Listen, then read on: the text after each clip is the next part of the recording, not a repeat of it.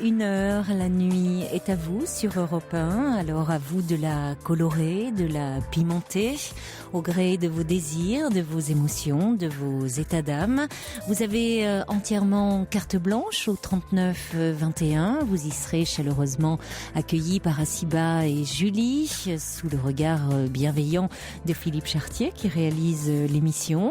Et vous pouvez également y participer en envoyant vos courriels sur le site europe1.fr, vos SMS au 7 39 21, en n'oubliant pas de commencer vos messages par le mot nuit. Vos messages sont limités aussi à 160 caractères et vous pouvez, si vous le souhaitez, à tout moment nous appeler pour dialoguer avec nous en direct à l'antenne. Jusqu'à 1h sur Europe 1, Caroline Dublanche. Bonsoir Rémi. Oui, bonsoir Caroline. Bonsoir. Alors voilà, Oui. Vous m'appelez parce que... J'ai appelé hier soir. Voilà, oui, et votre appel... vous avez appelé en toute fin d'émission et on n'a pas pu retenir votre appel. Voilà. Alors vous avez un problème à la maison avec votre épouse, hein ? Voilà. Donc, mon épouse, moi j'ai 50 ans, elle en a 39, on a une super gamine de 5 ans, de ce côté-là, tout va bien. Oui. Et puis elle s'est mise à l'alcool depuis 2 ans, là, donc il y a des périodes plus ou moins difficiles, quoi. Et suite à ça, cet été, elle a traîné au mois de juillet, là, une journée ou deux avec un retraité, jeune retraité du coin, quoi. On habite un petit bled, quoi.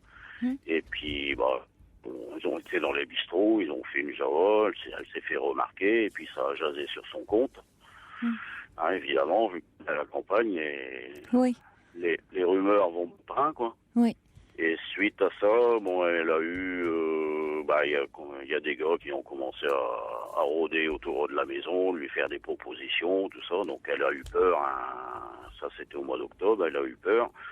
Et puis elle est allée se réfugier chez le gars avec qui elle avait fait ses sorties l'été, quoi. Mais vous étiez où, vous, à ce moment-là ? Moi, c'est-à-dire que moi, vu mon métier, je pars 15 jours, 3 semaines, je rentre un week-end, je repars 15 jours, quoi. Vous êtes souvent absent.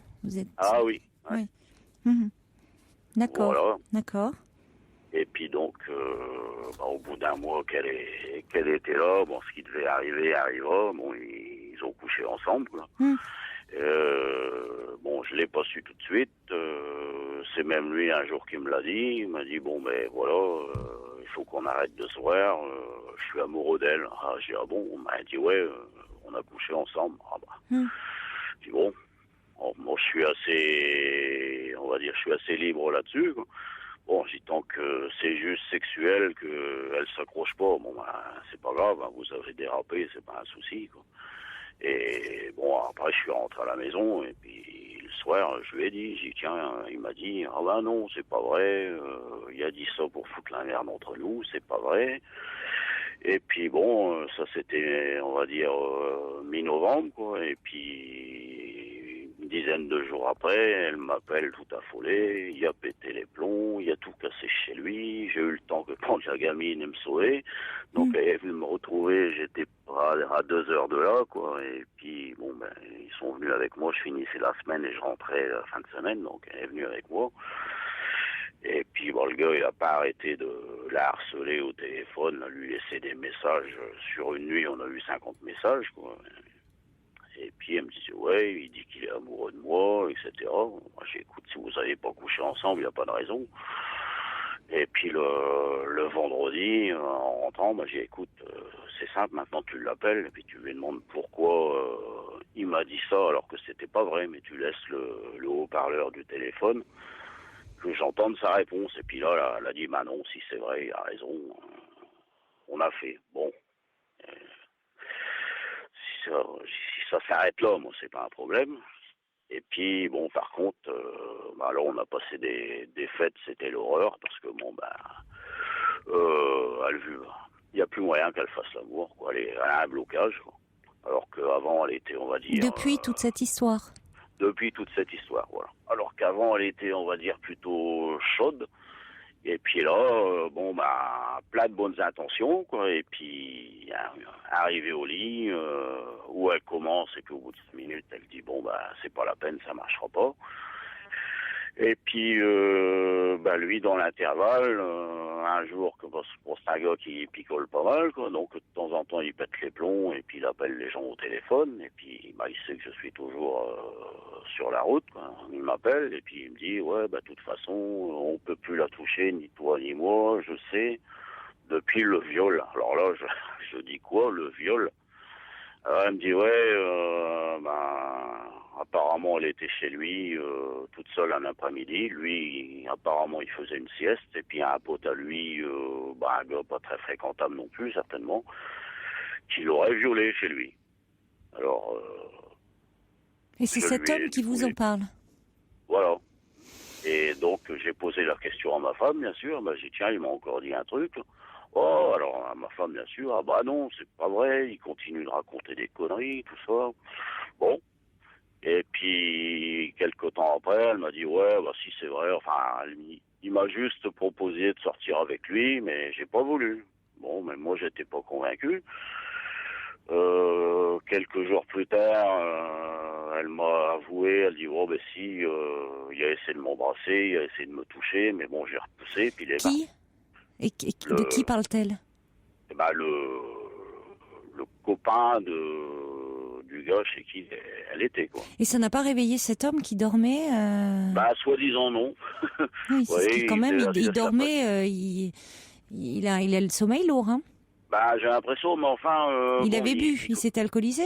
Voilà, c'est ça, c'est un gars, il vient de récupérer son permis, il y a eu X retraite permis, il y a 60 Et votre femme vous a confirmé qu'il y avait eu, qu'il y avait eu viol? Non, justement, elle veut pas en parler. Elle m'a juste dit un petit morceau comme ça. Oui, mais comme elle avait déjà du mal à vous dire qu'elle avait eu une liaison avec cet homme. Tout à fait. Et puis, donc ça, c'était... Donc au départ, elle vous disait qu'il n'y avait rien. Et puis finalement, vous apprenez de la bouche de cet homme qui à un moment qui a été son amant, que il y a un de ses amis, soi-disant, on va mettre entre guillemets, parce que des amis comme ça, on s'en passerait, qui est passé chez lui et qui aurait, je dis bien aurait, parce qu'on va mettre quand même au conditionnel, violé votre femme. Alors au départ, elle dit non. Après, il a essayé. Ouais. Et puis finalement. Alors après, je suis reparti le 1er janvier, je suis rentré le 6, un truc comme ça, je crois.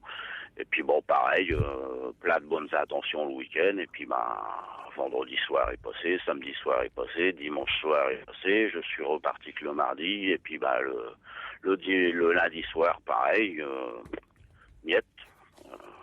Et puis, pendant qu'elle dormait, moi je cogitais, de toute façon. Et puis, j'ai essayé un peu de la caresser, quoi. Ça arrive des fois. Et puis, une fois sur deux, ça la réveille, et puis, ça marche. Après, elle me dit, c'est vrai, t'as bien fait. Et puis, elle dormait, mais je voyais bien que elle était, on va dire, ouverte quand même, quoi. Et puis au moment que je commençais à la pénétrer, là, elle a fait comme un cauchemar, vous savez, comme si quelqu'un qui se réveille, qui est en train de faire un cauchemar. Et puis, elle n'était pas avec moi dans le cauchemar. Elle disait non, je veux pas. Alors, j'ai dit attends, je bouge pas, c'est moi. Elle dit non, arrête. Puis j'ai dit attends, j'ai dit là maintenant tu vas me dire qu'est-ce qui s'est passé là-bas. Et là, elle m'a dit je veux pas en parler. Alors du coup, je l'ai pris dans mes bras et puis on a fini la nuit comme ça. Mais le lendemain matin, j'ai dit maintenant tu vas me le dire parce que vu hier ce que tu m'as sorti, maintenant tu vas me dire ce qui s'est passé. Et puis là, non, il s'est rien passé. Et là, vu le blocage qu'elle a, moi je pense, le gars il a dû la forcer au début. Et puis après, elle s'est laissée faire parce il l'a pas frappée, elle a pas de bleu, je pense que c'est un truc comme ça qui a dû se passer. Oui, mais donc, parce qu'elle a pu avoir peur, elle a pu... c'est pas parce qu'elle n'a pas de traces de coups qu'elle n'a pas été violée, hein. Elle peut elle peut avoir des lésions internes aussi. Et puis votre épouse, vous me dites, a un problème avec l'alcool. Elle était peut-être aussi à ce moment-là elle-même un peu alcoolisée et vraiment en état de se défendre. Et puis de toute façon, face à un homme qui, de par la différence, qui veut abuser d'elle, de par la différence de corpulence, c'est difficile de se défendre. Alors c'est pas parce qu'elle a pas, c'est pas parce qu'elle n'a pas résisté physiquement, qu'il n'y a pas de traces de griffures et autres de traces de coups, qu'elle n'a pas été abusée. En tout cas, elle a pu être visiblement choquée. Il s'est passé quelque chose. De toute façon, votre femme, j'ai envie de dire que depuis le départ, moi j'entends, il y a une souffrance. Vous me dites que votre relation est en souffrance, mais il y a une souffrance chez elle, puisque vous m'avez dit très vite, en présentant un peu la situation, qu'elle s'alcoolise depuis 2 ans. Voilà, tout à fait. Donc, quelqu'un qui s'adonne à l'alcool, c'est qu'il souffre. Ouais. C'est qu'il y a un problème. Pourquoi, lorsque vous l'avez rencontré, il n'y avait pas ce problème-là? Pourquoi depuis? Qu'est-ce qui s'est passé qui fait qu'elle s'est mise à boire? Et qui malheureusement tout ça n'est que la conséquence, vous voyez, tout ce que vous décrivez là, de cette rencontre avec cet homme qu'elle a fréquenté, l'autre, après on va dire ces mauvaises fréquentations, et on va y revenir parce que c'est pas à laisser sans suite ce qui s'est passé là, parce que votre femme a besoin d'aide, vraiment. Elle a besoin d'aide. Si elle parle pas. Ah oui, mais parce que elle est traumatisée et elle peut avoir honte de ce qui s'est passé, comme souvent, malheureusement, les femmes qui ont été violées. Ouais. C'est le premier sentiment éprouvé par les femmes qui ont été violées, c'est la honte. Ouais. Et d'autant plus que la plupart du temps, elles connaissent leur agresseur. Le viol commis par l'inconnu dans un parking ou dans une petite ruelle sombre, ça arrive, bien sûr, mais c'est pas le plus fréquent. Le plus fréquent, c'est celui commis par un proche, par quelqu'un que l'on connaît. Alors c'est d'autant plus difficile de se dire qu'on a fait confiance et qu'on s'est trompé. Et te dire qu'après, avec ça, il faut aller pouvoir en faire quelque chose et aller déposer plainte. C'est pour ça que finalement, on a du mal à recenser le nombre exact de viols en France, qui est très élevé, mais bien en deçà de la réalité. Parce que la majorité des femmes ne portent pas de plainte. Oui, tout à fait. Alors, en tout cas, vous essayez de savoir, de comprendre, et c'est vrai qu'elle a besoin d'être entourée. Vous voyez bien qu'il y a un changement dans son comportement. Ça aurait pu être parce que, au-delà de ça, il y avait peut-être une culpabilité par rapport à ce qui s'est passé, au fait qu'elle ait eu une relation avec cet autre homme. La crainte de votre réaction, peut-être qu'après tout un attachement à cet autre homme, on aurait pu tout envisager. Maintenant, il y a cette autre hypothèse qui est le fait qu'elle a été abusée par cet homme. Donc, si c'est le cas, il faut de toute façon là en parler, et ça supposerait de porter plainte contre cet homme. Maintenant, j'en reviens au fait de qu'est-ce qui s'est passé dans sa vie, selon vous. Elle seule pourrait le dire, mais qu'est-ce que... pourquoi il y a deux... Je peux vous donner quelques... Bon, c'est connu... elle avait 21 ans, ça devait être en 94, quoi. Elle faisait le même boulot que moi. C'est-à-dire? Donc, on était chauffeur routier tous les deux. D'accord. Et donc... on se voyait de temps en temps, et puis après, elle a quitté son emploi où elle était, et puis elle est venue me rejoindre, moi, dans ma région, parce qu'on n'est pas originaire de la même région. Donc, ça se passait bien. De temps en temps, elle avait des aventures qu'elle me disait, à la rigueur, elle me racontait. C'est pour ça que je vous dis que là, il y a un problème, parce que d'habitude, ça lui arrivait, tous les 2-3 ans, elle avait une période comme ça de 2-3 mois, quoi, et puis après, c'était reparti. Oui. Bon, moi, il n'y avait pas de souci. Nos sentiments, d'abord, on s'est mariés en 2003. Oui. Donc, mais bon, par contre, en 99, elle a perdu sa mère d'un cancer. Elle avait 58 ans. Oui.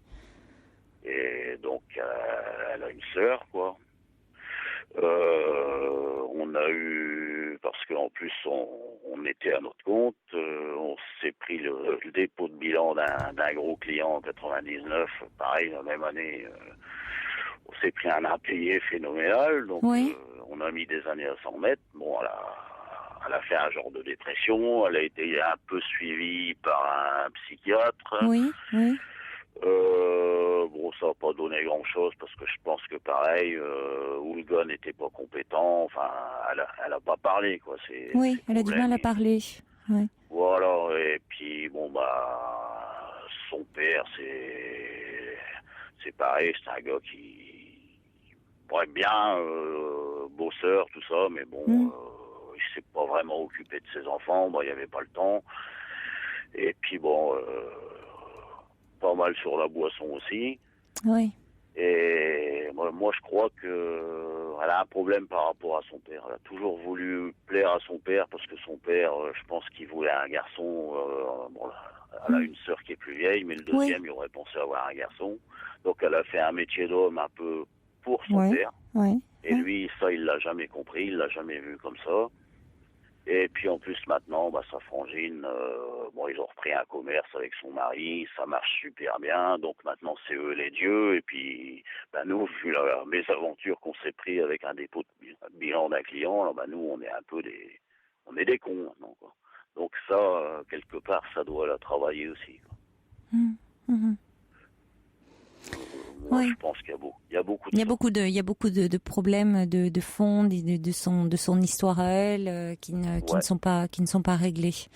Et puis moi, elle a vu. Excusez-moi, moi j'ai connu moi j'ai eu une vie avant, bien sûr, vu que je suis plus vieux, quoi. Et dans la famille de mon ex-femme, c'était des Polonais. Et donc, elle avait des cousines, pareil, le père alcoolique, etc.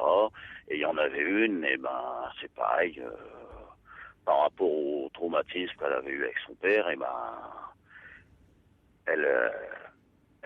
elle se trouvait bien qu'avec des gars un peu comme son père, quoi, des gars alcooliques, tout ça. Donc, est-ce que ça, c'est possible? Mais vous analysez, je pense, avec beaucoup de justesse, les choses. C'est-à-dire qu'elle va...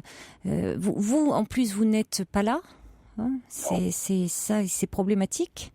Vous vous absentez pendant plusieurs semaines. Elle a été chercher du refuge auprès de quelqu'un qui a un profil peut-être assez proche de celui de son père. En tout cas, je dis pas dans tous les traits de sa personnalité, mais il s'alcoolise.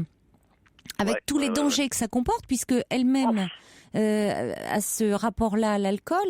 Et la preuve, semble-t-il, elle aurait été victime d'un abus sexuel alors qu'elle était chez cet homme. Ouais, tout à fait. Donc là, c'est pas clair, c'est à éclaircir, et c'est là où il faut que vous jouiez votre rôle de mari. Ce qui est compliqué, ce qui veut dire, c'est compliqué, évidemment pour vous, parce que c'est dans le cadre, tout ça s'est déroulé dans le cadre où vous étiez écarté, évincé, et où ça se passait au moment où elle était chez son amant. Néanmoins, j'ai envie de dire que votre femme est dans une situation de grande souffrance. Moi, c'est quand même ce que je perçois et que vous percevez aussi. C'est pour ça que il y a une situation de grande souffrance derrière tout ça et d'une histoire ancienne finalement quand vous parlez du lien au père, et que elle a besoin d'être protégée un peu de ses démons, protégée d'elle-même, protégée de cet homme. Moi, je dirais, vous n'avez plus à communiquer avec cet homme. Quand cet homme vous appelle en disant, oui, toi comme moi, on peut plus la toucher, ça suffit, quoi.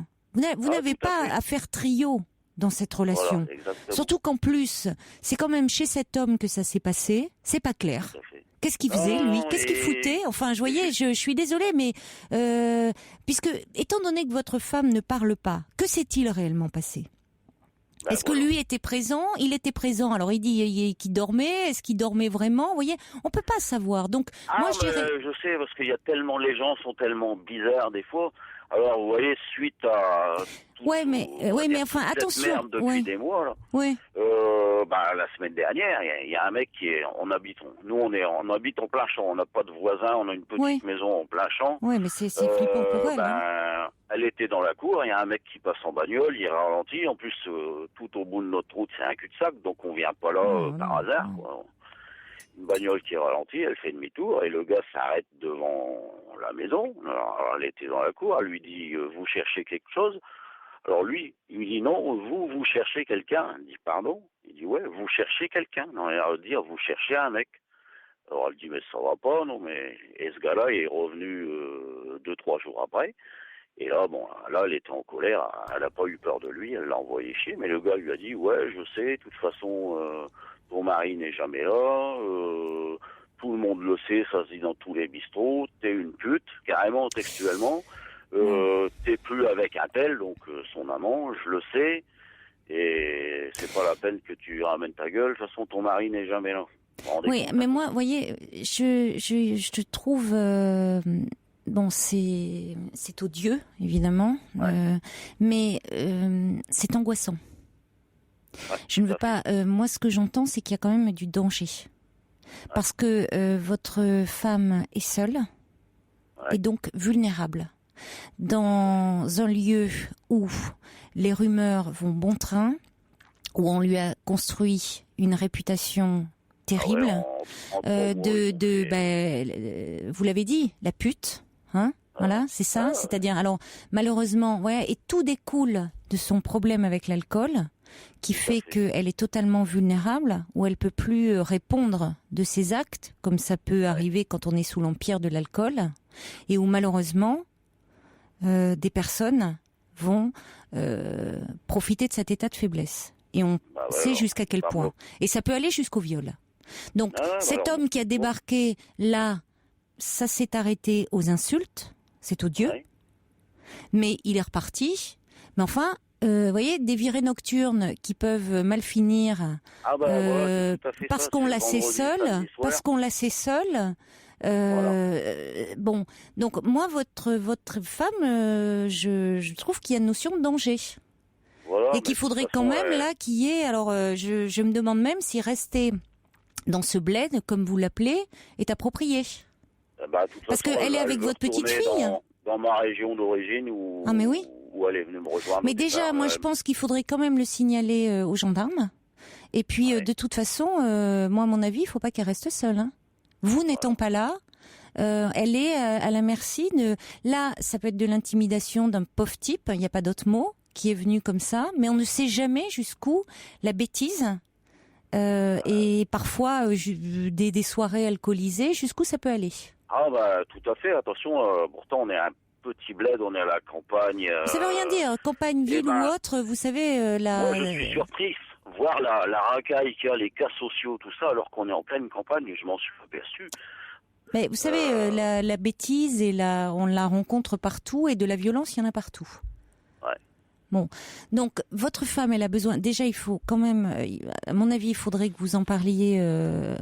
Il faudrait voir avec elle, qu'elle sente que vous êtes avec elle. Mais ça, elle le sait. Que vous faites bloc avec elle, parce que pour le moment, c'est pas. Voyez, vous cherchez, vous faites bloc avec elle et vous dites que elle a besoin. Vous allez être auprès d'elle, l'aider, et il faudrait déjà qu'elle puisse voir au moins son médecin. Vous avez forcément un médecin traitant. Moi, j'en ai parlé à son médecin parce que justement, elle a changé de médecin il y a 1 an et demi. Justement pour parler à son médecin de ses problèmes d'alcool. Donc le médecin, c'est une dame d'un certain âge, elle est vachement gentille.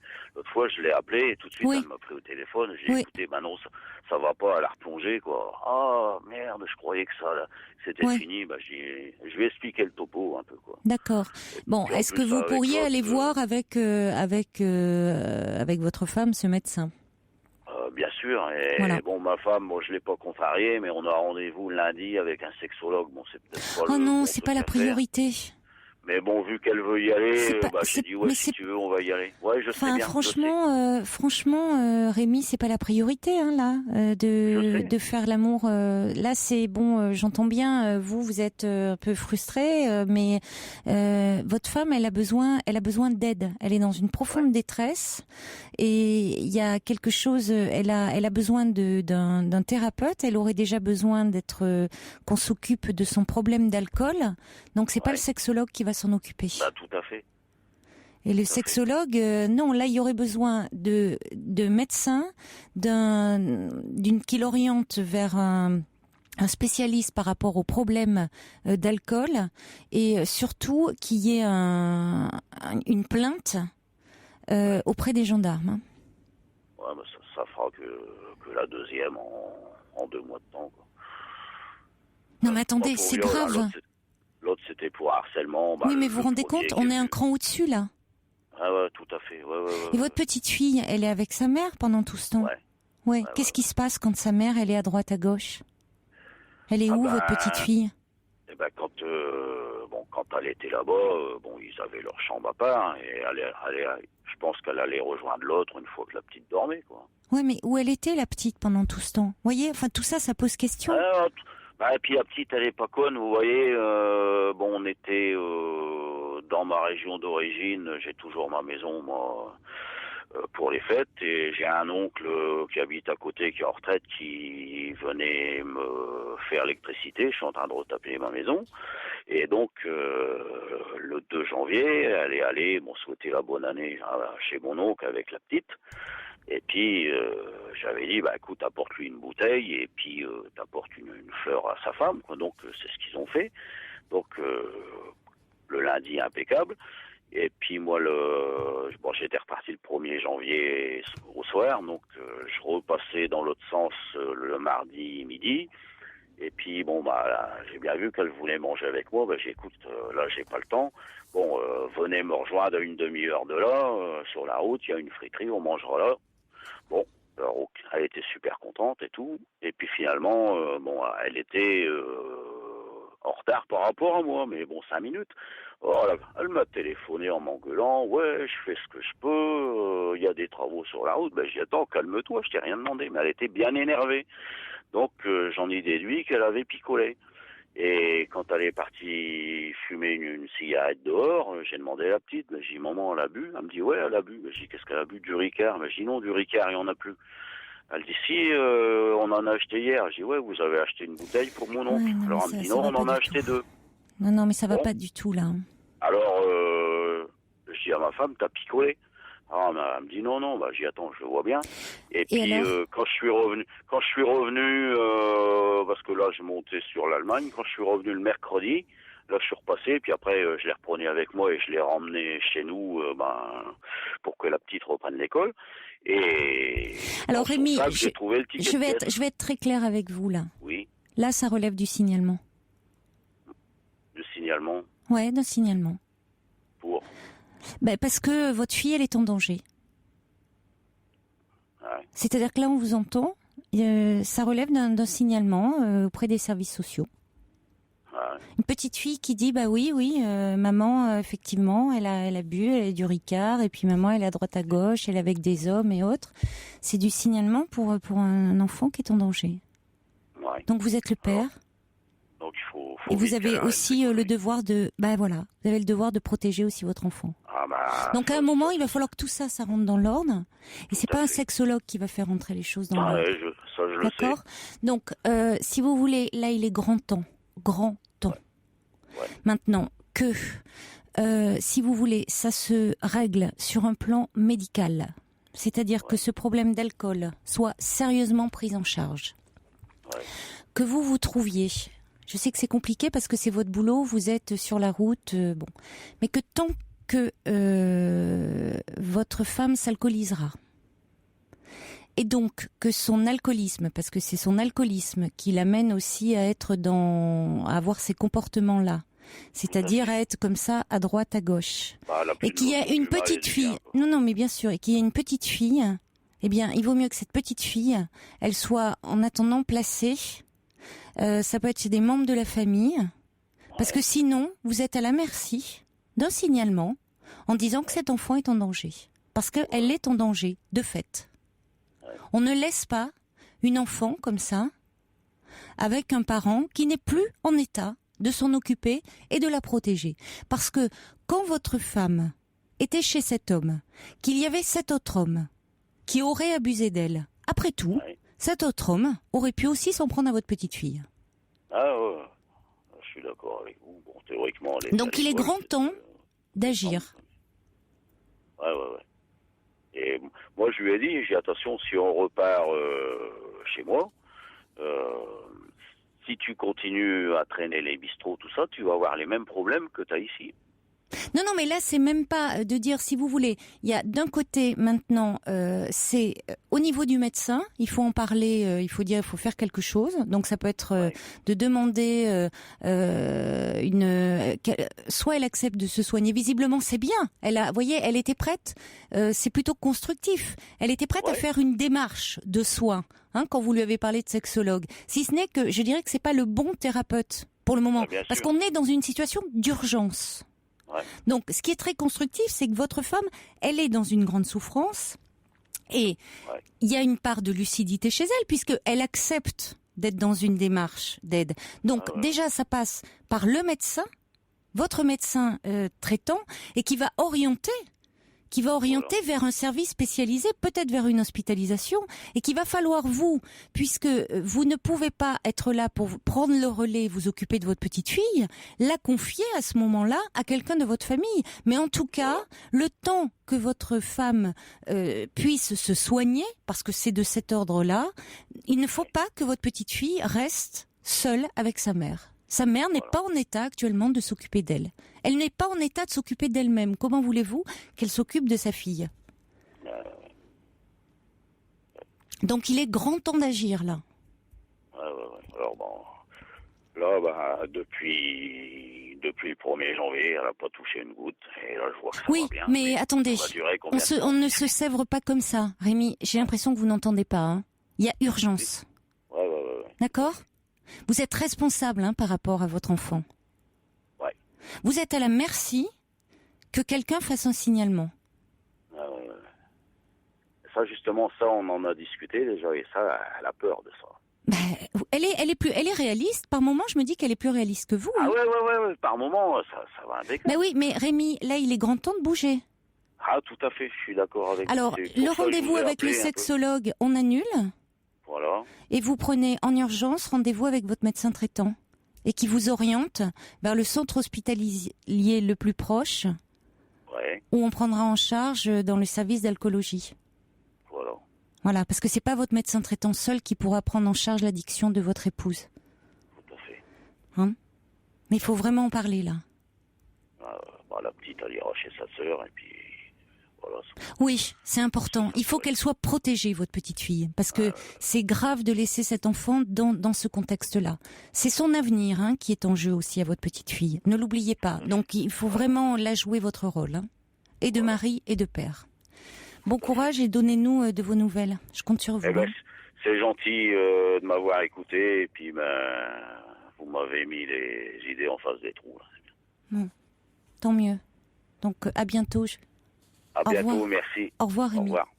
Toutes vos confidences à Caroline Dublanche au 39 21, 34 centimes la minute. Pour dialoguer avec Caroline Dublanche, envoyez nuit suivi de votre message par SMS au 7 39 21, 50 centimes plus coût d'un SMS. Bonsoir Marianne. Bonsoir Caroline. Bonsoir. Bonsoir. Alors vous voulez me parler de votre fille qui a 14 ans. Ma fille a 14 ans et hier elle a décidé de fuguer avec une copine. Ah oui. Et on n'a rien vu venir, ni la maman de la copine, ni moi, enfin ni les parents de la copine, ni nous les parents. Et on l'a appris, alors comment dire, le début. Alors je suis séparée, on est séparés avec mon mari depuis 6 ou 7 mois et on fait la garde alternée avec nos 2 enfants, donc une semaine chacun. Oui. Et cette semaine, elle est chez son père, donc avec son frère. Et hier matin, moi j'étais malade donc à la maison. Et hier matin, tout à coup, 9h moins le quart, j'entends quelqu'un qui rentre chez moi dans l'appart et je me retrouve nez à nez avec ma fille. Je dis, mais qu'est-ce que tu fais là ? Elle était aussi surprise de me voir. Ouais, j'ai oublié un cahier. Bon. Elle a cherché son cahier en 2 minutes. Elle n'a rien trouvé. Elle est repartie. Et puis 2 heures après, le collège m'appelle pour me dire votre fille n'est pas au collège. Est-ce que c'est normal? Je dis non, c'est pas normal. Moi, je l'ai vue ce matin. Elle partait au collège. Et ensuite, on a très vite fait avec le collège le rapprochement d'une autre copine qui était partie aussi, qui n'était pas là non plus. Et donc, on s'est très vite mis en contact, les 2 mamans, parce qu'on se connaît un petit peu. On a été plutôt rassurés dans le sens où on savait qu'elles étaient toutes les 2. Ça nous a rassurés dans notre panique. Et voilà, et puis quelqu'un a fini par les retrouver. Elles se baladaient en ville, elles avaient déjeuné, elles attendaient le car pour aller au cinéma, se faisaient leur petite vie. Elles ont mis 3-4 heures avant de bien vouloir répondre à nos SMS et à nous dire tout va bien, fichez-nous la paix, on en a marre. De quoi, on ne sait pas, mais bon, c'est tout ce qu'on arrivait à savoir. Oui. Et finalement, donc quelqu'un les a récupérées. Elles ont bien voulu monter en voiture avec cette jeune fille qu'elles connaissent. Et au final, je les ai récupérées moi chez moi. Encore une fois, heureusement, j'étais à la maison parce que j'étais souffrante. Et là, impossible de savoir ce qui s'était passé, pourquoi elles avaient fait ça. Elles avaient pris leur petit sac, mis quelques affaires dedans pour la nuit. Je dis, mais vous comptiez aller dormir où? On ne sait pas. Bon. On s'est tous retrouvés le soir chez mon ex-mari, donc la maman de la copine, à la demande des filles. Les filles nous ont demandé de bien vouloir tous se réunir donc chez le papa. Oui. Pour nous parler et nous expliquer. Et en fait, il en est rien sorti, ou presque. Mais c'est-à-dire, elles se sont exprimées quand même, puisque c'était leur demande, donc elles avaient des choses à vous dire, a priori. Oui, mais c'est ce qu'on pensait. Donc elles vous ont dit certaines choses quand même. Ça nous semble des broutilles. Alors même si ça vous semble des broutilles, que vous ont-elles dit? Que vous a dit votre fille? Parce que ce qui vous semble des broutilles à vous peut être important pour elle. Hein? Pour elle, oui, parce que c'est surtout à 14 ans, voilà, c'est important. Tout peut prendre des proportions très grandes, très importantes à ce moment-là, même si de votre regard d'adulte, c'est pas si important que ça. Non, tout à fait. Voilà, donc c'est pour ça que c'est important d'en parler. Ouais, c'est pour ça que je mets des gros guillemets quand je dis des broutilles, c'est qu'en fait on s'attendait tous à quelque chose de vraiment. Je sais pas, un problème au collège. Oui, qu'il y ait eu un gros coup de Trafalgar, mais c'est pas forcément le cas. Mais alors, qu'est-ce qu'elle a pu dire? Ce qui en est ressorti, c'est que ça faisait un moment qu'elles en parlaient, qu'elles avaient envie de le faire, qu'elles en avaient marre. Mais quand on creusait vous en avez marre de quoi? C'était très flou. Et puis ma fille, elle m'a dit, maman, j'en ai marre. Chez toi, t'es toujours en train de ranger ma chambre. Et puis si jamais tu tombes sur des choses que je veux pas que tu vois, j'en ai marre que tu ranges ma chambre. Je dis écoute, oui, une fois de temps en temps, il faut passer l'aspirateur. Vous occupez beaucoup d'elle. Vous disiez au Standard que elle avait dit que vous vous intéressiez trop à sa vie. Oui, elle m'a dit ça aussi. C'était les mots que vous aviez dit au Standard, c'est un peu important. Oui. Je reprends. Est-ce que c'est bien ce qui avait été noté? Tout à fait. Oui, elle m'a dit aussi. Oui, elle a peur que je m'immisce dans sa vie. Oui, et c'est important. Côté, à son père, hier soir, elle a fait le reproche inverse. Voilà. De dire, ouais, papa, quand j'essaye de te parler, tu m'écoutes pas. Bon. Donc c'est important. D'un côté, il y a du pas assez, de l'autre, du trop. Voilà. Alors du pas assez du côté paternel et du trop du côté maternel. Ouais. Donc c'est pas tant des broutilles que ça. Non, c'est pas des broutilles, c'est vrai. En tout cas, ce qui compte, c'est la façon dont elle le vit, elle. Oui. Oui, son ressenti à elle, c'est ce qui est le plus important. D'autant qu'il y a, voilà, ça ne veut pas dire que ça correspond forcément à la réalité. On sait bien qu'il y a des réalités, mais elle ressent les choses comme ça. Et d'autant, me dites-vous, que vous êtes séparés de son père il y a 6-7 mois. Oui, 6-7 mois, 8 mois. Bon. Oui, alors il y a beau y avoir une garde alternée, il y a c'est un bouleversement dans sa vie. Oui. Et jusqu'ici, alors la relation avec le papa est vraiment relativement bonne, quoi, entre nous. En général, pour faire une garde alternée, c'est préférable. Oui, non. Bon, je dis pas qu'il n'y a pas eu des tensions, qu'il y en aura peut-être sûrement encore, mais globalement, ça se passe vraiment bien comparé à d'autres situations que je peux connaître dans mon entourage. Je veux dire, ça se passe bien.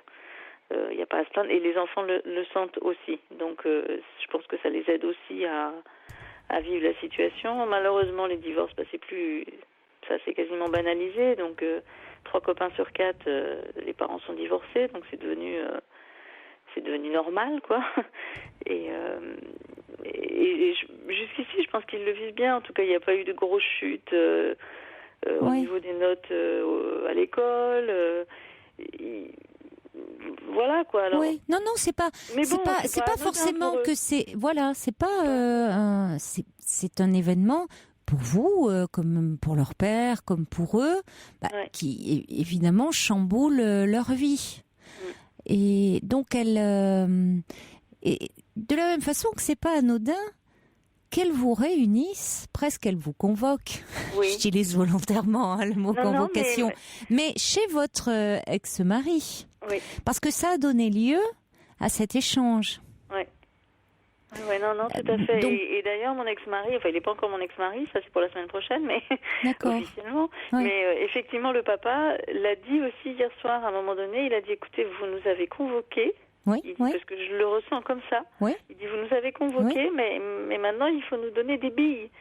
Parce qu'elle nous répétait c'est bien, c'est pas mal sa réaction. Mais vous ne pouvez pas comprendre, Donc, le truc classique, quoi, c'est on peut pas comprendre, mais donnez-nous des billes, quoi, donnez-nous des pistes. Mais j'aime bien la réaction de comment on va l'appeler, du père. On va l'appeler du père, on va rester dans le.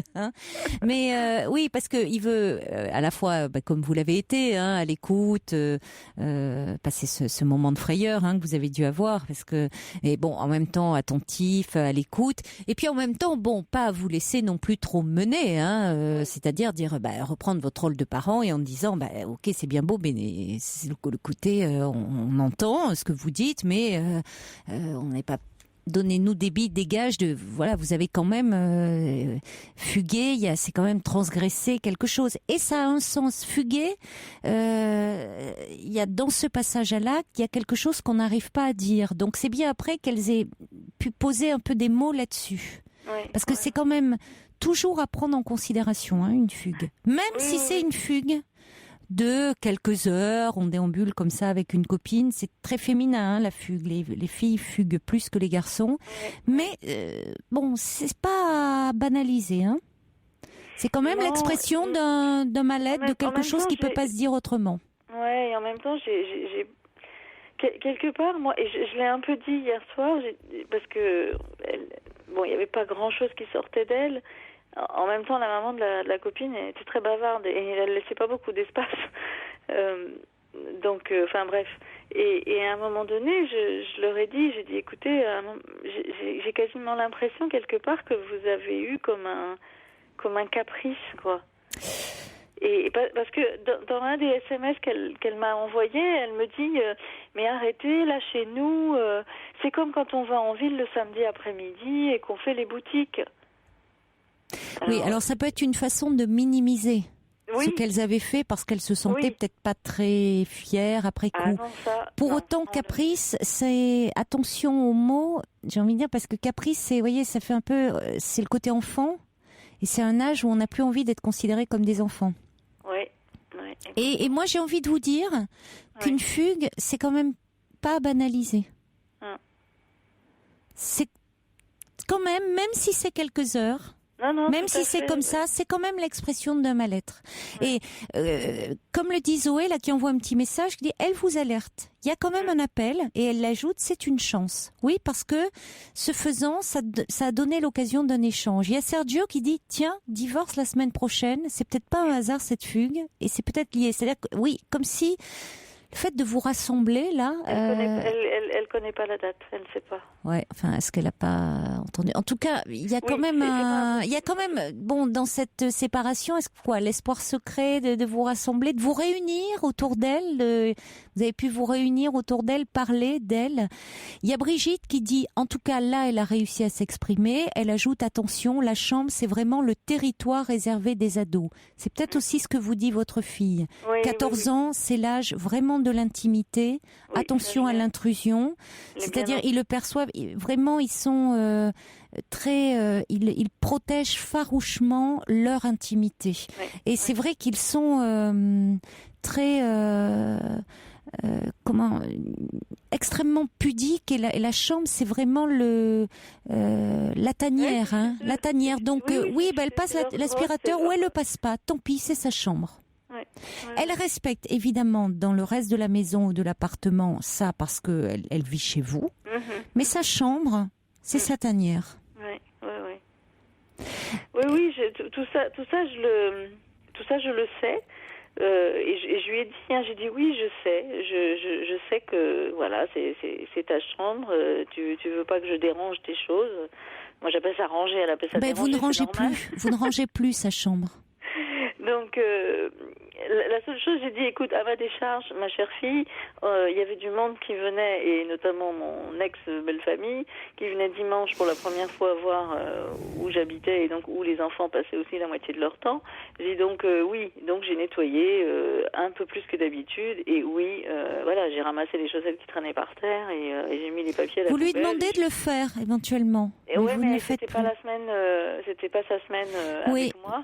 Bon, ça n'explique pas que ça, simplement. Mais ce sont des petits signes et particulièrement vous, parce que c'est dans la relation mère-fille où elle va vous demander à la fois de pas être trop dans son intimité. C'est-à-dire, c'est ça, elle va vouloir, elle grandit. Donc elle va avoir besoin de un peu s'éloigner et en même temps, aussi d'attention.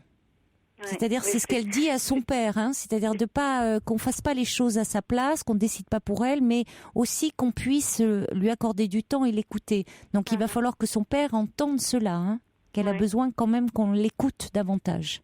Et il y a Lilia qui dit, d'ailleurs, ces deux ados vous ont adressé un appel au secours. Ce qui est très sain, c'est de vous avoir réunis. Et ça, on leur a dit qu'on avait vraiment apprécié le fait qu'elle prenne l'initiative, qu'elle nous demande de venir tous. Et elles se sentaient plus fortes toutes les deux, donc elles voulaient même passer la nuit ensemble. Et finalement, au début, la maman de la copine avait dit oui, et puis au final, le papa de la copine a dit non. Non, je veux pas.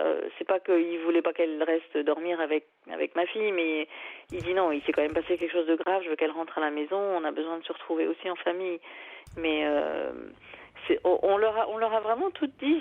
C'est qu'on appréciait le geste et qu'on trouvait que c'était mature de leur part de vouloir effectivement nous réunir. Oui, parce qu'elles n'ont pas fui. Et qu'on en parle. Et effectivement, elles semblaient même presque, quelque part soulagées, quoi. Moi, quand je les ai récupérées, après, j'ai essayé de parler avec elles. Elles n'en avaient pas envie. Je les ai laissées. Elles sont parties dans la chambre et puis je les ai laissées faire leur vie. Je les entendais rire, mais nerveusement, quoi. Elles ont énormément ri. Mais ça, comme vous dites. Elle disait, excusez-nous, mais c'est vraiment la tension, c'est les nerfs. C'est ça, un peu de tension qui retombe, ça se voyait, quoi.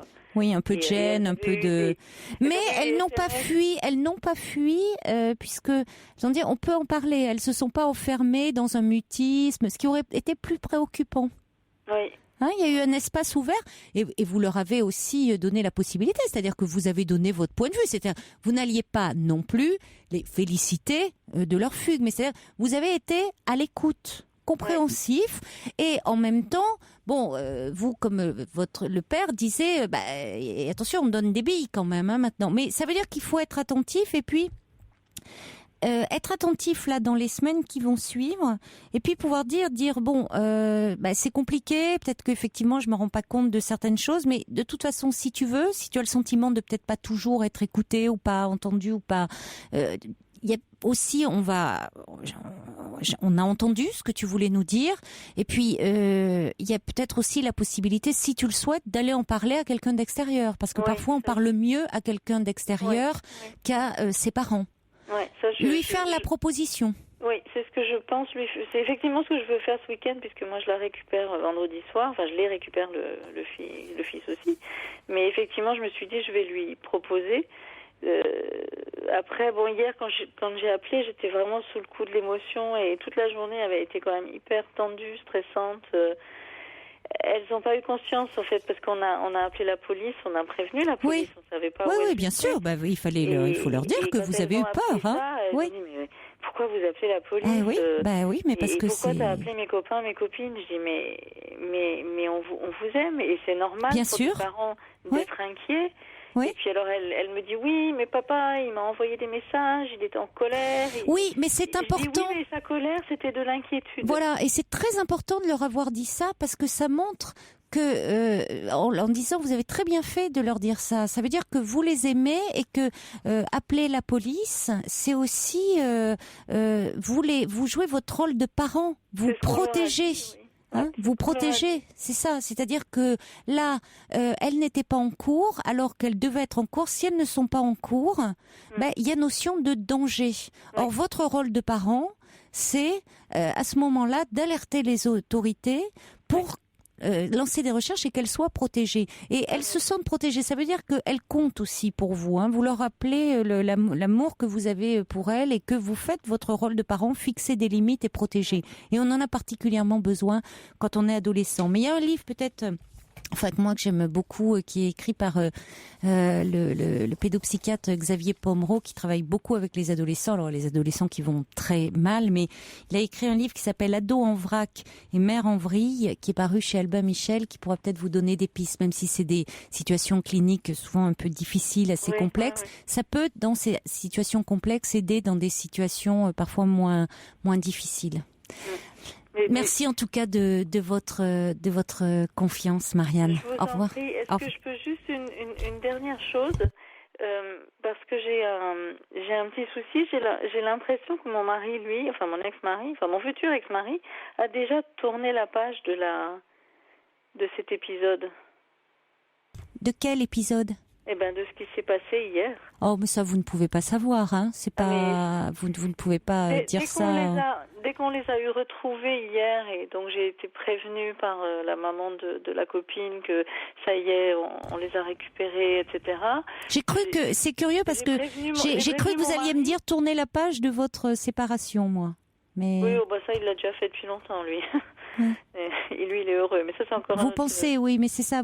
C'est pour ça vous pensez peut-être qu'il tourne la page vite. Non, mais la réaction qu'il a eue, alors peut-être que vous allez avoir un autre point de vue là-dessus, mais quand je l'ai donc prévenu hier, je l'ai appelé en début d'après-midi en disant bon, ça y est, on les a retrouvées, elles sont en route, elles arrivent chez moi.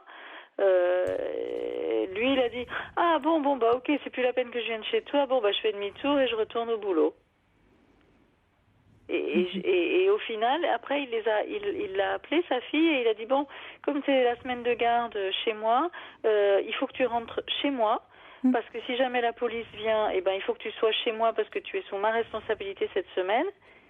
Et donc, alors, vous me dites que vous arrivez dans le cadre de la garde alternée à avoir quand même de bons échanges, malgré tout, concernant votre fille.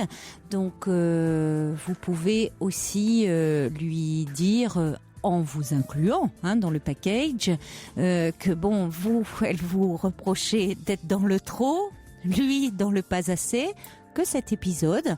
Vous pouvez dire que vous en avez parlé un peu à une psychologue, et qu'il est important de ne pas banaliser une fugue chez une adolescente, et que peut-être qu'il soit vous allez essayer d'en faire un peu un peu moins, et puis que lui, peut-être qu'il serait bon qu'il soit un peu plus à son écoute et faire en sorte d'être tous les deux attentifs dans les semaines qui suivent. Et puis parlez-lui de la proposition, de dire que vous allez proposer à votre fille d'aller en parler. Elle rebondira sur cette proposition ou pas. Ça sera l'occasion de revenir là-dessus. Bon courage à vous, Marianne. Au revoir.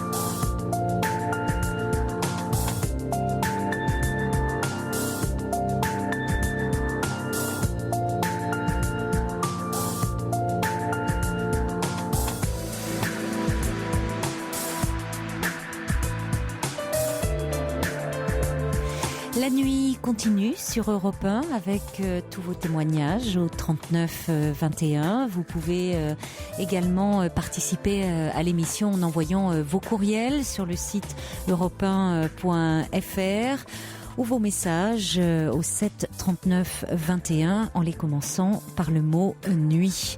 Alors juste avant le journal de minuit, Marianne s'interrogeait au sujet de la fugue de sa fille de 14 ans, fugue qui a duré quelques heures. Elle était partie avec une copine, elles étaient parties un petit peu dans le centre-ville. Heureusement, tout s'est très bien passé. Les deux ados ont été retrouvés. Isaac dit: cette fugue est un acte fort, un appel au dialogue et à la prise de considération. Peut-être manifeste-t-elle son inquiétude face à son devenir, face à la place qu'elle occupe dorénavant dans la vie de ses parents séparés. Restez vigilante mais pas étouffante, à l'écoute et prête à intervenir si elle vous sollicite. Pas facile à mettre en pratique, je sais. Très bon courage à vous. Et puis petite hirondelle dit: les mères finissent toujours par oublier le symbole de l'intimité de la chambre de leurs enfants, nous dit-elle. Voilà. Laurence dit: votre fille a séché les courses, c'est pas véritablement une fugue, juste un cri d'alarme. Les ados se cherchent, revendiquent des choses, même si elles paraissent anodines. Ces choses-là sont primordiales pour elles au moment où elles se déroulent.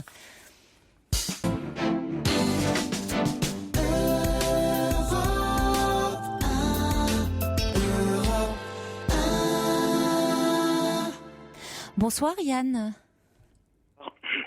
Bonsoir. Alors, merci de prendre mon appel. Mais je vous en prie. Voilà, donc c'est un peu intimidant de parler comme ça. Oui. Mais je pense que c'est pour tout le monde pareil. Oui. Donc, je pense que je vais me déstresser un petit peu. Oui, ce sont les premières minutes qui sont un peu intimidantes. Et puis après, ça passe. Donc en fait, voilà, j'ai envoyé un message parce que, comme je l'ai expliqué dans le cadre de votre collaboratrice, en fait, moi, je suis âgé de 44 ans. Oui. Donc, je suis homo. Oui. Mais on va dire, voilà, je suis homo. Enfin, il n'y a que moi qui le sais, entre guillemets, quoi. C'est-à-dire que je vis ça, comme beaucoup, malheureusement, de manière cachée et anonyme. Et donc, ce que j'ai dit dans le mail que j'ai envoyé, c'est que je suis arrivé à un stade où, je sais pas, j'ai l'impression que c'est vraiment du gâchis, quoi. Et le fait de vivre comme ça, de ne pas le vivre, plutôt d'être un petit peu dans le déni, fait que voilà, j'ai l'impression, à 44 ans, de pas avoir bougé, quoi, d'avoir fait du surplace toute ma vie. Et puis au final, donc j'ai pris en fait cette semaine. Oui. C'est quelque chose qui me trottait dans la tête depuis un certain temps, et j'ai pris mon courage à deux mains. Oui. Et donc en fait j'ai commencé à faire ce qu'on appelle un coming out, quoi. C'est-à-dire dans un premier temps auprès d'amis, par l'intermédiaire d'un mail. Donc parce que c'est un peu plus facile que d'appeler les gens et puis de leur dire comme ça directement. Et donc j'ai fait ça en début de semaine. Et en fait j'ai fait ça auprès de quelques personnes. Et puis j'essaye un peu de le faire, d'avancer, quoi, de le faire un peu. Mais j'ai commencé forcément avec les personnes entre guillemets les plus faciles, c'est-à-dire ceux que moi je sentais être susceptibles d'être réceptifs, quoi. Oui. Vous avez eu des retours par rapport à ces mails? Ouais, j'ai eu des retours. En fait, j'ai eu des retours que positifs. Bon. Donc c'est plutôt. Ça doit vous réconforter. Ouais, carrément. Ouais, c'est vraiment, c'est un peu comme si on me donnait des forces, quoi. Oui. C'est de me dire en fait, ce qui me réconforte le plus, c'est ce qui est le plus dur, je pense, c'est que j'ai vraiment personne dans mon entourage qui le sait entre guillemets ouvertement, parce que je pense que les gens sont pas dupes, quoi. C'est d'ailleurs dans mes retours, on s'en doutait, quoi, mais oui, c'est ce que j'allais vous demander, parce que vos amis, quand on a des amis proches, à un moment on aborde la relation, les relations amoureuses, donc ça veut dire qu'il y avait tout un pan de non-dit dans votre vie. Complètement, ça veut dire que c'était jamais abordé, ce domaine-là. Jamais. C'est un sujet tabou. Et il ne vous posait pas de questions? Au début, si, sans doute, mais je sais pas, je pense qu'on arrive un peu à faire comme, je sais pas, un caméléon. On développe des capacités insoupçonnées de dévier le sujet ou de faire une pirouette et hop. Parce que vous ne mentiez pas. Voilà, c'est ce que j'allais vous demander. Vous ne vous inventiez pas une vie d'hétéro. Jamais. Non, jamais. D'accord. Non, jamais. Mais ce que font parfois déjà, certains. Je culpabilise à mort de pas le dire. Donc, attendez, vous n'allez déjà, c'est difficile pour vous cette vie de secret. Vous n'allez pas en plus culpabiliser de ne pas le dire. Si vous n'en parlez pas, c'est que. Dans la culpabilité, quoi. Mais pourquoi? C'est mon gros souci. Parce que je me dis, en même temps, j'en parle pas. En même temps, quelque part. Je l'ai pas dit non plus. C'est-à-dire que je me dis, par moment, on m'a tendu des perches. Des amis ça a été des petites réflexions du style, des amis que je voyais pas souvent, donc ils me disaient, tiens, si tu passes dans la région, tu viens avec ta chérie, si t'en as une, ou ton chéri. Je sais très bien que c'était une perche, quoi, de me dire, nous, on est ouvert, et en même temps, j'étais pas prêt, quoi. C'est une situation, moi, qui m'a depuis l'ado, j'ai beaucoup souffert de ça, quoi. J'ai perdu un boulot à cause de ça, j'ai perdu. Ah bon? Qu'est-ce qui s'est passé par rapport à ce travail? Il y a une dizaine d'années, même pas, quoi. Il y a 7-8 ans, j'avais un travail où je me suis dit, j'ai un travail dans la continuité des boulots que j'avais eu avant. Ouais. Et si vous voulez, c'est une petite équipe d'une dizaine de personnes. Et il y avait 2-3 personnes qui ont commencé à soupçonner le fait que je sois homo, forcément, puisque j'avais pas de copine, puisque je parlais pas de nana, etc. Et donc qui ont commencé à faire à parler dans mon dos, des choses comme ça. Et en fait, moi, c'est quelque chose où j'ai pas su me défendre. C'est-à-dire que c'est difficile de se défendre quand on n'est pas, vous voyez ce que je veux dire, c'est-à-dire quand on n'est pas officiellement homo. C'est difficile de se défendre, quoi. Mais parce que quand vous aviez du mal déjà à être vous-même, à assumer vous-même pour vous. Du coup, j'ai pris les coups vraiment répétés, et puis c'était des gens plutôt influents. Vous le viviez vous-même dans la honte, donc. Oui, mais complètement. Donc vous pouviez pas vous défendre quand on se sent honteux. Voilà. Et du coup, si vous voulez, ça a gangréné, on va dire, toute l'équipe. Et comme il y avait un peu des personnes influentes, entre guillemets, je me suis retrouvé isolé. C'est-à-dire isolé, c'était au stade où plus personne me disait bonjour. Donc du coup, je me suis fait licencier pour me sortir de ça, parce que je crois que j'allais me flinguer autrement. Oui, remarquez, dans ces cas-là, il valait mieux perdre votre travail que la vie, si c'en était à ce stade-là. Mais enfin, c'est quand même fou. C'est une injustice. Moi, je l'ai vécu comme une injustice. C'en est une, J'ai fait de mal, j'ai fait mon boulot, j'étais d'ailleurs même supérieur. Ça aurait mérité de contacter des associations. Ouais, mais voilà, c'est toujours pareil, étant donné que moi-même, je j'assumais pas. toujours pas, mais bon, je veux dire, je commence. Et du coup, je pouvais pas me défendre, quoi. Donc du coup, je me suis retrouvé, après période de chômage, j'ai complètement perdu confiance en moi. Bref, 10 ans après, on va dire, en gros, je fais un travail complètement alimentaire. Voilà, tout ce que j'ai fait avant, si vous voulez, c'est j'ai perdu confiance en moi. Mais ça, c'est encore un autre problème, et c'est lié à ça, quoi. Et donc, c'est ce qui m'amène à me dire aujourd'hui, pour vous dire, très franchement, j'ai même peur qu'on me reconnaisse au téléphone, quoi. C'est grave quand même. J'ai hésité à...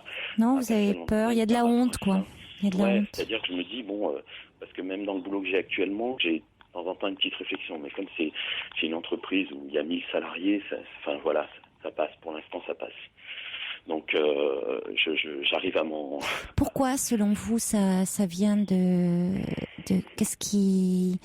en même temps, pourquoi c'est si compliqué d'en parler? En même temps, vous êtes construit presque une autre identité, donné une autre image de vous-même pendant toutes ces années.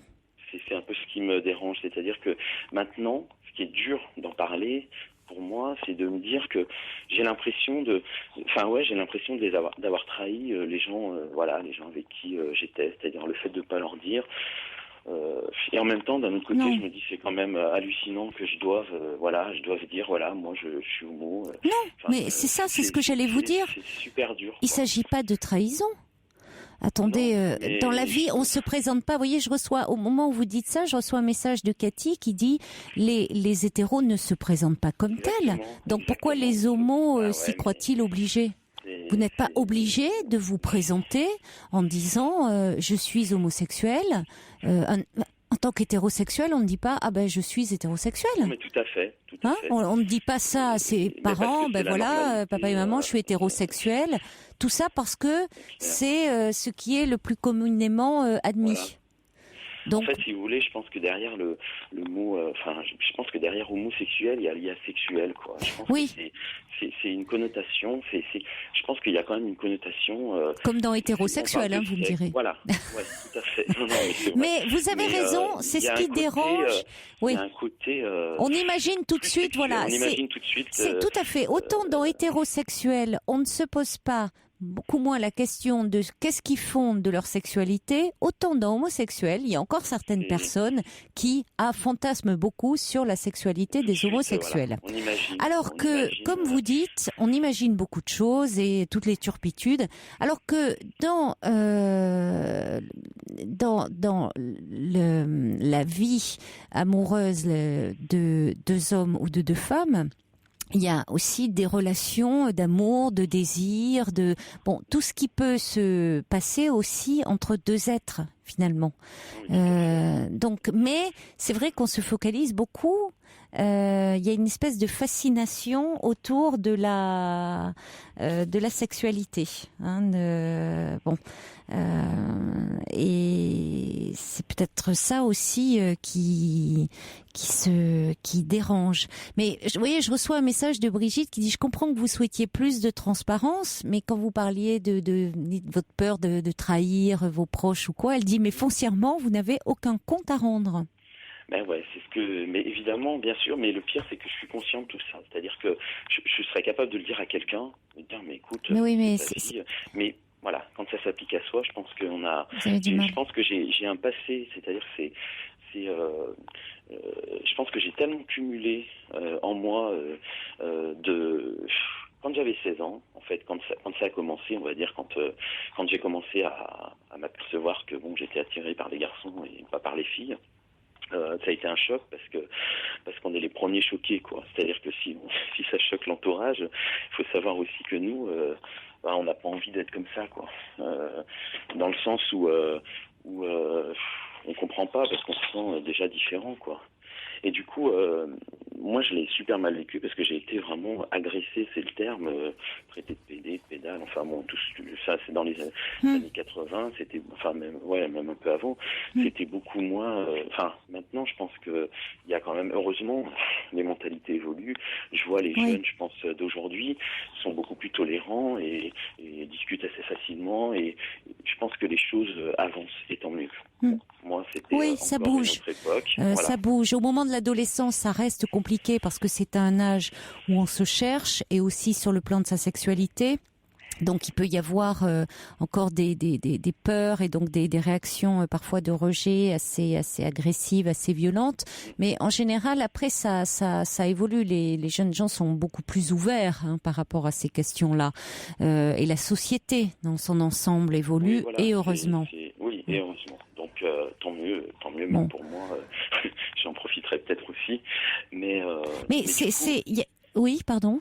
Non, j'allais dire, du coup, si vous voulez, j'ai tellement été agressé à un stade où, moi, je me considère comme un survivant, pour être très franc, c'est-à-dire que c'est pour ça, quand j'entends des fois qu'on dit, oui, les jeunes ados homos se suicident beaucoup plus que les autres. C'est vrai. C'est-à-dire que c'est tellement difficile à vivre, parce que on n'a pas le soutien de personne, donc en fait, c'est un moment, c'est plus possible. Bon, moi, j'ai réussi à m'en sortir parce que l'amour de la vie était plus fort, et tant mieux, mais ça ne veut pas dire que la douleur, elle n'y était pas, mais j'ai traversé vraiment des sales moments, et c'était les moments les plus durs, c'est que les années, collège, c'est jusqu'à l'âge de... En fait, j'avais hâte de plus être à l'école, quoi. Je me suis dit, bon, j'avais une image quand j'étais à l'école, on me disait, putain, les adultes, ils doivent être moins cons, quoi. Enfin, c'est peut-être pas, enfin, voilà, c'est bête ce que je dis, mais je me disais, après, chacun sa vie, et c'est un peu différent. Bon, à l'école, on est un petit peu, il y a une espèce de c'est à qui sera le plus beau, le plus fort, etc. Je pense que c'est le moment où, les hommes s'affirment, etc. Donc, je pense que c'est une période difficile, quoi. Mais moi, je l'ai super mal vécu. Donc après, du moment où j'ai commencé à travailler, etc., ça allait mieux, quoi. Mais après, comme je l'ai dit, j'ai perdu un travail à cause de ça. Perdu confiance en moi à nouveau, parce qu'en fait, si vous voulez, quand j'ai perdu ce travail, c'est au-delà de ça, c'est tout qui m'est revenu en pleine face, quoi. C'est-à-dire que pendant 15 ans, ça s'était bien passé. Oui. Puis là, d'un seul coup, j'ai eu l'impression de me retrouver 20 ans en arrière, de me faire agresser. Donc, vous disiez les adultes seront moins cons, et finalement, dans le monde du travail, vous revivez l'enfer que vous avez vécu dans les années lycée. Et en plus, en étant me disant, on n'était même pas capable de te défendre, quoi. Donc ça m'en rajoute encore une couche. Mais c'est vrai mais c'était d'autant plus difficile que c'était en loose day, les attaques. Ça se faisait comme ça, de façon derrière votre dos, et où vous aviez, quand on se sent honteux, c'est terrible la honte, le sentiment de honte. On n'arrive pas à se défendre quand on est dans la honte. Voilà, on a tous quelque chose, ce poids de la honte fait qu'on courbe les chines. On peut pas se défendre. Évidemment, et vous le savez, mais que j'ai envie de vous dire, il n'y a pas de honte à aimer, à être attiré par les hommes. Vous le savez, rationnellement, vous le savez. Ouais, mais il y a quelque chose qui est profondément enraciné en vous. Donc ça, à mon avis, ça serait quand même important d'en parler et de vous faire aider. Parce que je pense, voyez, ce coming out, comme on parle, ce terme un peu à la mode, c'est bien que vous soyez soutenu, parce que vous avez des retours très positifs et aimants de gens qui vous aiment, qui sont vos amis, et c'est plus facile auprès des amis, parce que les amis en général ils vous aiment, il y a pas cette question ce qui est votre vie amoureuse, mais c'est ce qu'ils m'ont dit, pas ils ont de l'affection pour vous, de la tendresse pour vous, votre vie amoureuse, vous voyez, c'est parce qu'ils les préoccupent, ils sont heureux si vous êtes heureux, évidemment, vous voyez, ils aiment pas vous voir malheureux, mais c'est plus compliqué souvent avec la famille. Par exemple, je vois un message qui dit c'est Patou qui dit, tant que vous n'en parlerez pas à votre famille, vous aurez du mal à être bien et à mieux vous accepter. C'est un énorme poids en moins et une joie, courage et vivez. Oui, mais en même temps, faire son coming out en famille, c'est prendre le risque parfois du rejet des parents. Tout dépend de quelle famille on a. Enfin, vous voyez, donc... bon. En fait, si je peux... En fait, quand j'avais 16 ans, donc, c'est ce que j'ai commencé à dire tout à l'heure, mais je me suis perdu quand j'avais 16 ans, donc je le vivais très mal. Je comprenais pas trop ce qui m'arrivait. Je me suis dit, oula... C'est vraiment pour vous dire, je faisais des prières le soir en me disant, mais c'est pas possible, quoi, pourquoi ça me tombe dessus, faites tout pour que... Mais non, malheureusement. Et du coup, j'ai fait une lettre que j'ai donnée à ma mère. Donc mon père est mort quand j'avais 16 ans. Donc je pense qu'à peu près à ce moment-là, il était mort quelque temps avant. Et j'ai fait cette lettre à ma mère. Et en fait, le lendemain matin, je lui ai donné le soir. Je lui ai dit, écoute, tu diras ça. Puis le lendemain, forcément, ça a été un peu difficile de se lever et puis d'affronter. Et en fait, ma mère, à ce moment-là, m'a dit, oui, bon, j'ai lu ta lettre, mais t'inquiète pas, c'est l'adolescence, c'est normal. Enfin, en gros, tu vas retourner dans le droit chemin. Enfin, en fait, ça m'a... de ce moment-là, je me suis dit, bon, voilà, quoi, j'ai laissé tomber. J'ai dit, bon, c'est pas... Que ma mère, quelqu'un de très croyante. Donc, c'est quelque chose qu'elle a du mal à accepter, quoi. Donc, la réponse de votre mère n'était pas forcément à côté de la plaque. Alors évidemment, il se trouve que votre évolution, vous sentiez que c'était quelque chose de profond et que votre évolution psycho-affective vous a effectivement amené, vous avez évolué vers l'homosexualité. Mais il arrive qu'à l'adolescence, on peut être attiré par des personnes du même sexe que soi et pour autant qu'on ne s'orientera pas vers l'homosexualité. Vous voyez, c'est à l'adolescence un moment où on se cherche et où parfois on fige aussi des jeunes gens qui sont en pleine interrogation sur leur identité sexuelle un peu trop vite. Ça ne veut pas dire que d'ailleurs, parce qu'on les enferme là, que c'est bien ou pas bien. C'est pas en termes de normes de ce qui est bien ou pas bien. Hein. C'est pas cette question-là. Alors là, j'entends que vous l'avez entendu un peu comme une sanction de dire votre mère aurait préféré que vous vous orientiez vers l'hétérosexualité, donc j'en parle plus. Mais bon, c'était peut-être pas, voyez, dans ce sens-là. Elle n'a pas eu une réaction de dire qu'est-ce que tu me racontes là, c'est n'importe quoi, je ne veux plus en entendre parler. Non, parce qu'elle est pas comme ça, donc c'était pas. Elle n'a pas été, elle n'a pas dit je veux plus que tu me parles de ça. Mais non, enfin. En tout cas, bon, vous êtes pas senti compris à ce moment-là. Voilà. C'est plus donc, à ce niveau-là. En même temps, j'avais fait cette lettre et je sais pas finalement avec le recul ce que j'attendais. Oui. Parce que j'étais peut-être pas non plus prêt à en discuter quand même. Je sais pas en fait. Ça aurait été bien, que vous puissiez peut-être en parler plus à quelqu'un d'extérieur ou comme il y a des numéros maintenant sur le fil santé jeune ou sur justement la ligne Azur pour les jeunes. Je suis très jeune maintenant, mais non, mais il y a la ligne Azur pour les jeunes qui se posent des questions sur leur orientation sexuelle, les jeunes ou moins jeunes d'ailleurs. Hein. Ouais, bien sûr. Mais vous voyez, je reçois avant qu'on accueille Stéphane, je reçois des messages. Il y a Yannick qui dit la société est encore hétéro-normée, difficile de ne pas se sentir obligé de faire le coming out pour exister. Il y a Prune qui dit aimez-vous davantage, réconciliez-vous avec vous-même et puis peut-être voyez un psy afin d'assumer votre homosexualité, faites-vous davantage confiance et ne soyez pas votre pire ennemi. Alors il y a Sergio qui dit dis-toi que tu viens juste de le dire à des millions d'auditeurs, des milliers je dirais, la différence enrichit. Assume et sois heureux. En fait, je sais pas si ça va vous rassurer, mais bon. Le fait de le dire à des millions d'auditeurs. Non, millions, non. Milliers à cette heure-ci. Voilà, c'est déjà pas mal. C'est déjà moins. Hein, voilà, ça s'enlève un peu de poids. Si vous voulez, ce qui me fait intervenir aussi dans l'émission, c'est que je me dis que à partir du moment, moi j'écoute souvent l'émission. Oui. D'ailleurs, merci, je dors pas beaucoup. Ah ben ça, c'est vous qui le décidez, hein. C'est bien fait, tout à fait. Et j'ai donc, pas dit ça, mais... Non, mais je veux dire, mais bon, c'est tellement bien que, enfin, je veux dire, ça fait plaisir d'entendre aussi des témoignages, et puis ça fait relativiser aussi ses propres problèmes quand il y a des témoignages vraiment poignants et douloureux. Et en fait, je sais plus ce que je voulais dire. Ah bon, vous allez le retrouver. Il y a Brigitte qui dit tout a été tellement traumatisant que ça pourrait peut-être vous faire du bien de faire un travail sur cette honte. Vous allez peut-être retrouver ce que vous vouliez nous dire le temps qu'on accueille Stéphane. Bonsoir Stéphane. Oui, bonsoir Caroline. Bonsoir. Bonsoir. Je suis ravi de pouvoir vous parler parce que je me suis reconnu beaucoup dans l'auditeur. J'ai oublié son prénom. Yann, pardon. Moi, il y a 8 ans, j'ai fait la démarche de vous appeler, Caroline, parce que ça fait très longtemps que je vous écoute. Et j'ai pas été au bout de ma démarche. Oui. Donc, j'avais 33 ans à l'époque, j'en ai 40 aujourd'hui. Oui. Et c'est un peu la même histoire. Donc, moi, j'ai pas eu d'adolescence au niveau des sentiments. Donc, je pense que je me cherchais. Alors, quelques petites copines, mais vraiment des flirts sans lendemain. Et c'est à l'âge de 32 ans où j'ai eu une histoire un peu plus... qui n'a pas duré très longtemps avec une fille. Et c'est là que je me suis dit, bon, je sais pas ce que je veux, mais en tout cas, c'est pas ça, c'est pas moi.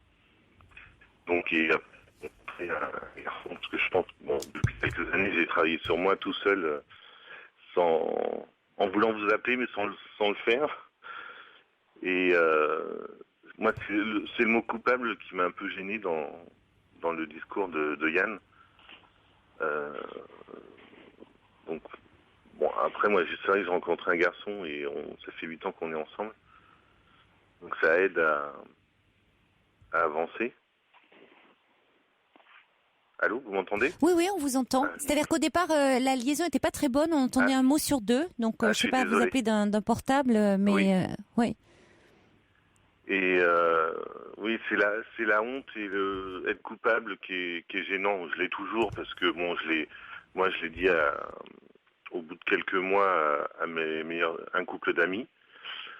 Je l'ai vite dit à ma grande sœur parce que on était dans la même ville et puis j'étais très proche d'elle, donc les visites se passaient plus souvent et après je suis parti en vacances alors que je partais jamais, donc voilà, il y a des effets qui faisaient qu'ils pouvaient se poser des questions et j'avais peur que d'autres personnes leur disent que moi qu'ils se fassent des plans sur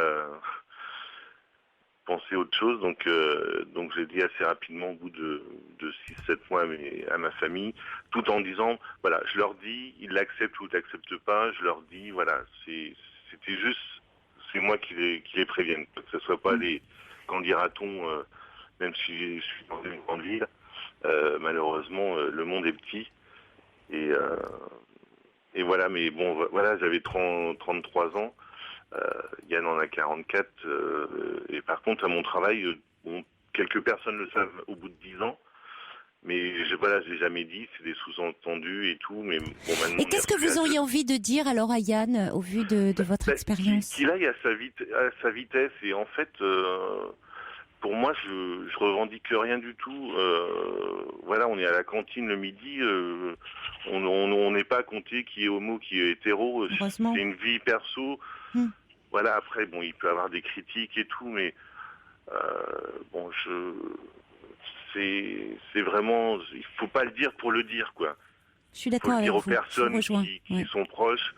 Voilà, moi, je le crie pas sur les toits, je revendique rien du tout. Je le cache pas, ça se sait, on nous découvre et tout. Voilà, je viens de déménager, je suis maintenant dans un petit village. Voilà, je suis accepté, je vais pas me battre, que je sois hétéro ou pas, ça changerait à rien. Je pense plus à ma personne. Bon, j'étais timide, je le suis toujours. Mais voilà, pour moi, c'est le dire aux personnes à qui il tient. Et puis voilà, si les gens acceptent pas, c'est que ça valait pas le coup, quoi. Bon, après, c'est un peu plus gênant avec la famille parce que voilà, il y a un lien. Mais je pense que la réaction de sa maman, peut-être que j'aurais prévenu mes parents à l'adolescence, peut-être que j'aurais une autre vie et voilà, ça aurait commencé peut-être plus tôt. Mais bon, je regrette rien et mais voilà, je vois mon ami, par contre, personne n'est au courant. Pour l'instant, on le vit comme ça parce que ses parents sont pas dans la même ville. Mais il voit ses parents très peu, mais il leur dit pas, quoi. Mais voilà, il vit comme ça, c'est un poids. Oui, mais après tout, on peut aussi décider de ne pas le dire à ses parents si ces derniers ne sont pas prêts à entendre et que ça peut créer une réaction de rejet.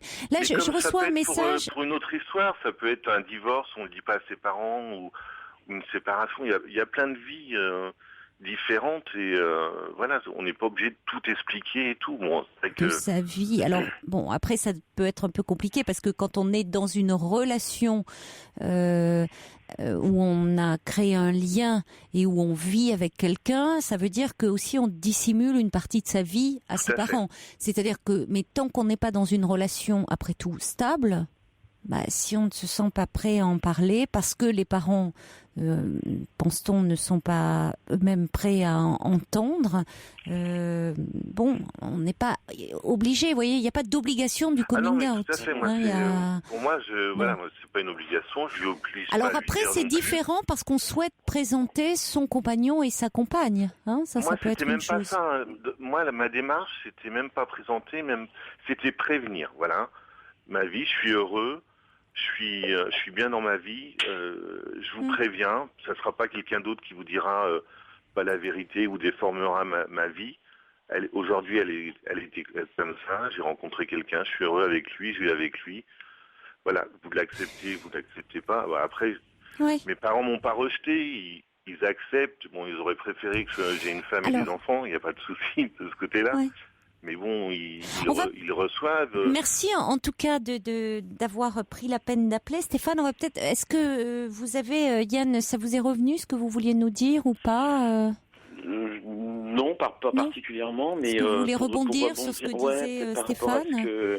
Ce que c'est pas pour le crier au toit du monde, c'est pas loin de là. Moi, c'est vraiment, c'est-à-dire que c'est aussi pour avoir des relations vraies avec les gens, quoi. C'est-à-dire que je me dis, parce que j'ai des amis, si vous voulez, ceux à qui je viens de faire ont très bien réagi. La petite anecdote, j'ai eu un mail tout à l'heure qui m'a fait moyennement rire d'ailleurs, parce que j'ai trouvé ça, c'est plutôt sympathique, quoi. Il m'a dit, écoute, je m'en serais pas douté. Bon, ça commençait bien, je me suis dit c'est sympa. Et puis il finit sa phrase en disant je pensais que t'aimais des enfants. Donc là c'était un peu plus c'était un petit peu limite, quoi. Mais vous l'avez parce que c'est de l'humour de l'humour qui n'est pas drôle. Oui, bien sûr, c'était une façon peut-être parce qu'il a été. Bon, je me suis dit en moi-même. Si mais LOL à côté, c'était ça se voulait être de l'humour. Peut-être. Alors je l'ai mal. Genre, il vous voyait un peu comme asexué.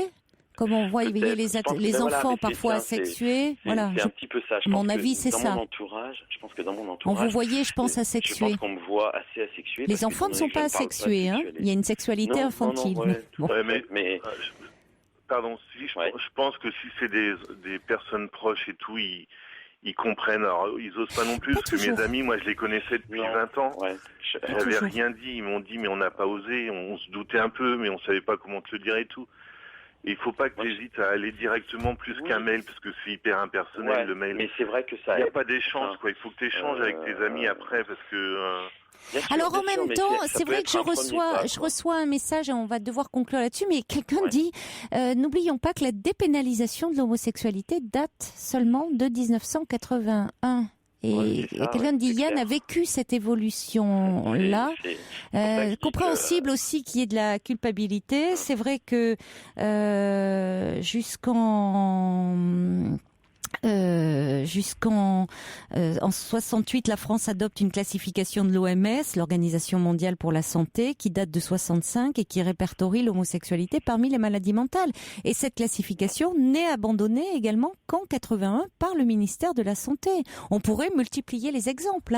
Donc tout ça, dans l'inconscient collectif, ça joue. Et y compris pour les personnes qui sont homophobes et qui croient qui vont évoquer les arguments en disant c'est la nature et autres. Or, c'est profondément aussi culturel, c'est social, on a ancré aussi toutes ces idées en nous, c'est dans notre inconscient collectif. Alors, c'est vrai que c'est important quand même, dans ces cas-là, de se faire aider, de faire un travail sur soi et puis de se rapprocher d'associations, parce que c'est important de ne pas rester seul. Et en particulier par rapport à l'homophobie, parce que malheureusement, ça existe, il y a quand même, il faut rappeler la ligne, l'association SOS Homophobie, ça me donne l'occasion d'en parler, le 0810 108 135 ou sos-homophobie.org. Et puis il y a beaucoup d'autres associations, le Centre gay et lesbien, il y a AIDS, il y a l'écoute gay, il y a la ligne Azur, il y a Contact, auprès de qui vous pouvez vous rapprocher. Donc ne raccrochez pas, peut-être que hors antenne, on va vous en donner certaines si vous ne les avez déjà. Donc poursuivez votre chemin, Yann, et cette ouverture. vers vous-même, je dirais, donc vers les autres, parce que c'est ça, c'est une façon d'être au plus près de vous-même, au plus près de vous-même. Hein. Que ce que je leur ai donné jusqu'à maintenant, quoi. C'est surtout par rapport à vous. Merci beaucoup, Caroline, de votre appel et merci Stéphane. Bonne nuit. Au revoir. Au revoir. Très belle nuit à vous, faites de jolis rêves et moi je vous attends demain, j'espère, même heure, même endroit. Il est maintenant 1h sur Europe 1.